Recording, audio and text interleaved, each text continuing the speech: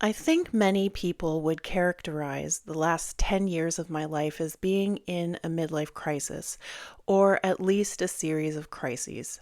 A terrible breakup, cancer, the death of my parents are all losses that I experienced as crises in midlife. Fear is a thread that ties them all together. And in today's episode, I'm going to talk about 4 expressions of fear that I think are common to the midlife crisis.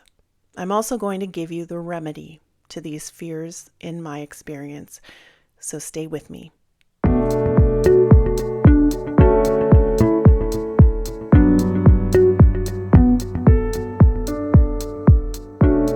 You're listening to the Midlife Plot Twist Podcast, and this is episode 33.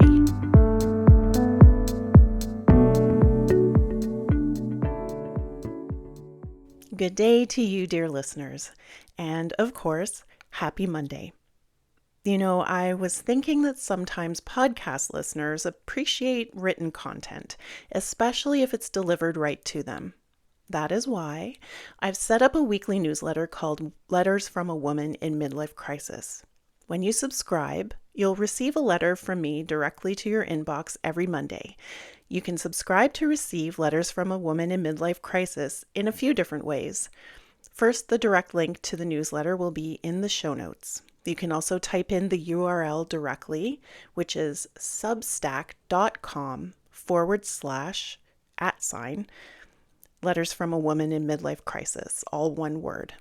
That's substack.com/@ Letters from a Woman in Midlife Crisis, all one word. You can also head over to the link tree in my bio of my Instagram account, which is Midlife Plot Twist Podcast, or you can email me directly at midlifeplottwistpodcast@gmail.com for the link. Now, you might be asking yourself, why would I subscribe to your newsletter, Jen? Well, first, the newsletter will contain more and different perspectives and experiences on being a woman in midlife than I post or publish on my podcast. 2, you won't have to go searching for it on Substack if you're not already someone who's there. 3, and mainly, because you'd be supporting me and this little world that I'm creating on the internet for women in midlife. In this world, you'll get genuine experiences and reflections on being a woman in midlife that aren't completely ChatGPT generated and generic repetitions of what everyone else is saying or promoting. I think that's a very good reason, and I hope you do too. Okie dokie, so let's dig into this week's topic. If you've been listening to my podcast for a while now, you know that I'm not a big fan of the concept of the midlife crisis, and I'm trying to give alternative readings on the important moment in our lives that is midlife. That's why I've called this podcast the Midlife Plot Twist Podcast, and why I've talked about midlife reclamation. I do think it's important to acknowledge that for many people, including myself, midlife can be a period marked by disappointment, discontent, and a desire for change. So I'm not discounting the idea of a midlife crisis so much as I'm reframing it to be something broader or more, and a bit better than an identity crisis, which can affect women between the ages of 40 and 60. Reclamation is the reframe that I offer for this stage of life where we look to our pasts in order to excavate and reclaim important parts of ourselves that got buried or sidelined, likely during our 30s while we were trying to build a good life for ourselves. A desire to reclaim who we are when we hit midlife makes perfect sense. We're older with more life experience now and have perspective that we definitely didn't have before. Often we've been working at the same things, be it jobs or aspects of ourselves, for years. If we have children, they're old enough now to look after themselves for a few hours, generally speaking. We might be bored, restless, questioning our purpose, wanting more authenticity, and to be doing things that feel meaningful and new. At the same time, reclamation can be part of a crisis, like it was in my case. I want to stress that it doesn't have to be part of a crisis, though.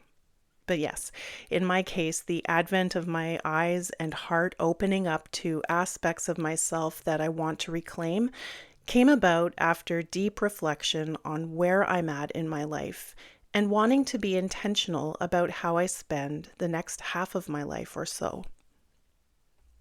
Today, I'm taking a step back from this focus on reclamation to talk about what I think is a very real and important part of midlife in general, and what we're referring to as the midlife crisis, and that is fear.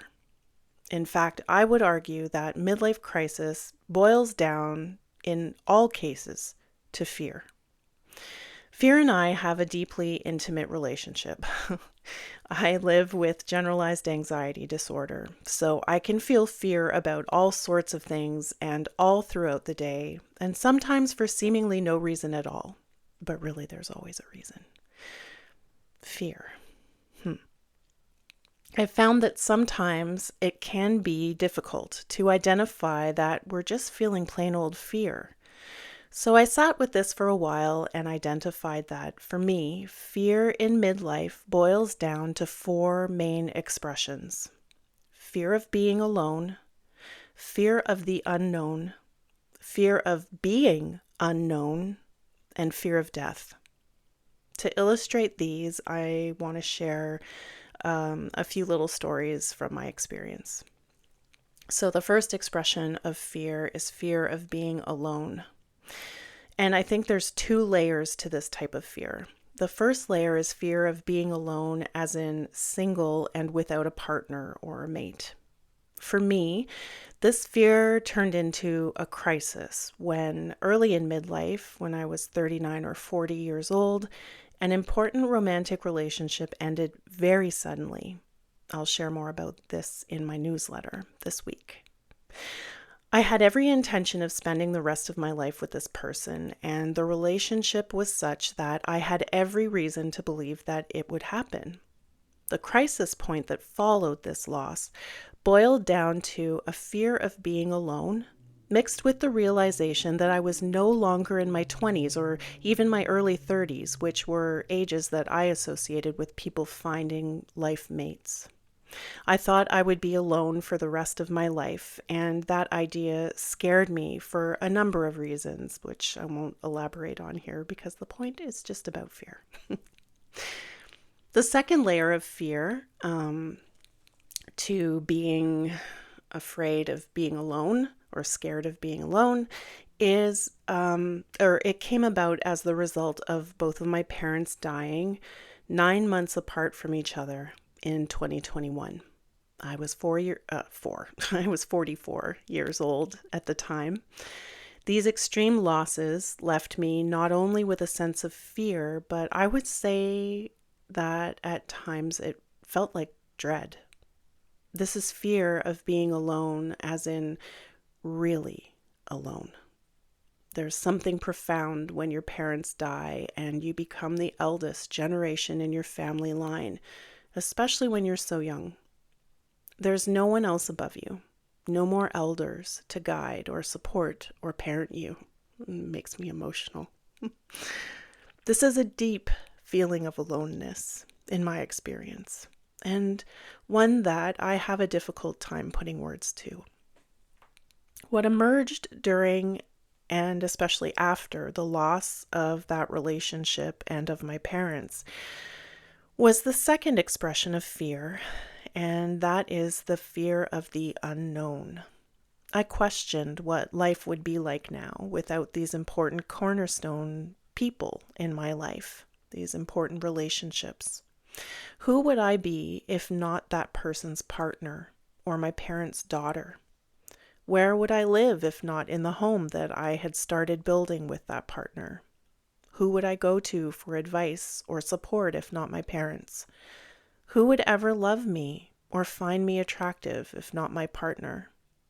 Looking to the future was something that I did often following these losses, and it felt like standing on a beach and looking to the horizon over the ocean. There was not much there except for a line of blue.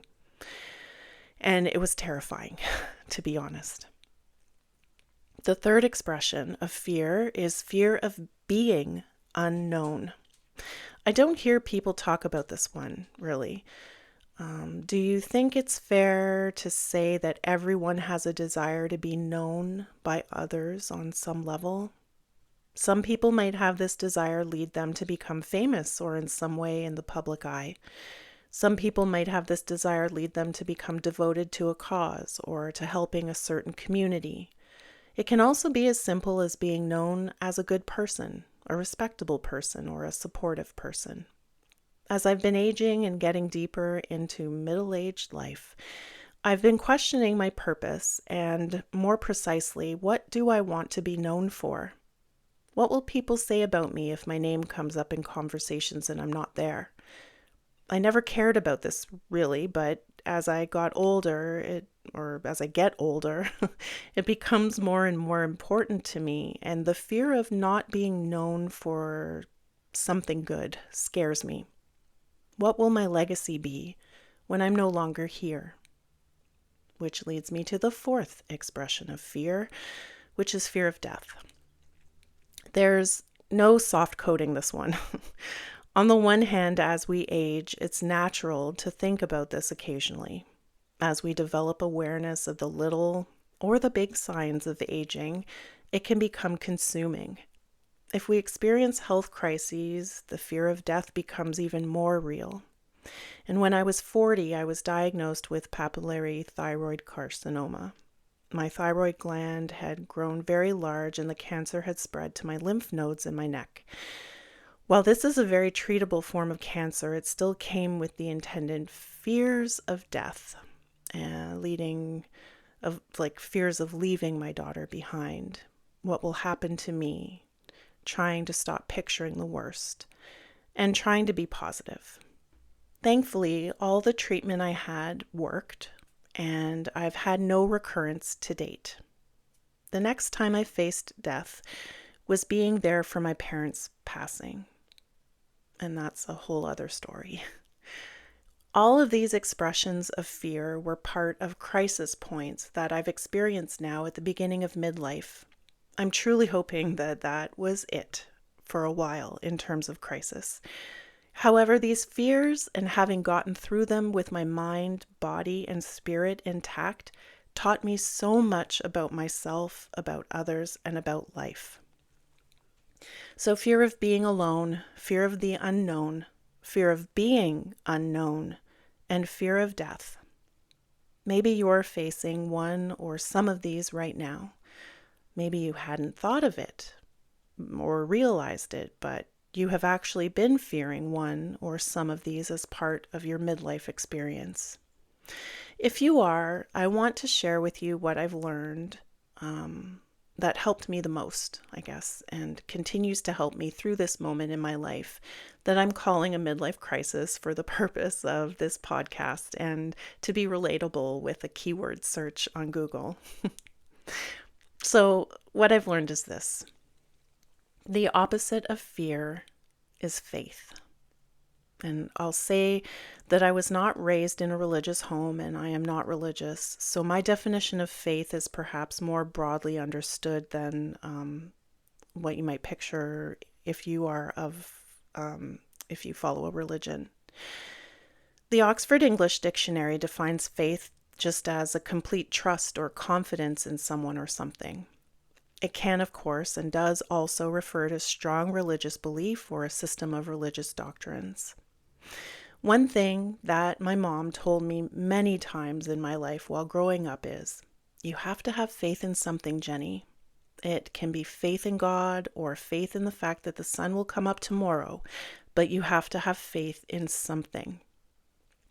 Now, she said this to me so many times that, while I was growing up, that I would cringe and say, yeah, to her, especially during my angsty teenage years. But anyway, she was right. What got me through these midlife crises and their associated fears was faith. Most of the time, it was faith that I can't describe to you very well, other than to express that it was telling myself over and over, even when I didn't believe it, I'm going to be okay no matter what, and this won't break me. Or I'll get through this. Or just, I'm going to be okay. Sometimes, though, I would feel a sense of faith that I would be okay because of some synchronicity that would happen, or a coincidence, some sign that would land at just the right moment. And when those types of, moments of faith, I would say, or those signs happen, I have to say they are very powerful, no matter what they are. The last thing I'll emphasize is the importance of connection. While I think that the opposite of fear is faith, faith requires connection, and getting through midlife crisis does too. And not just reliance on one kind of connection, like, say, with relying on the connection you have with your mom or your best friend, but actively countering the tendency when in crisis to isolate by seeking out and building connections with others who are going through similar things, or who have been through similar things, or who can just compassionately empathize with what you're going through. We can also look for connections with nature and pets too. So to recap, midlife crisis, I want to focus on reclaiming myself and attending to the fears that I have through faith in whatever and connection with whomever. This then is about growth, and midlife is the perfect moment to begin. And with that, I will end this week's episode, my midlife friends. Please don't forget to head over to substack.com/@ Letters from a Woman in Midlife Crisis to subscribe to my newsletter. The direct link will also be in the show notes, and you can go to my Instagram or send me an email. I'm looking forward to sharing with you next week and to seeing you over on Substack, or seeing you receive my newsletter. Until then, be well.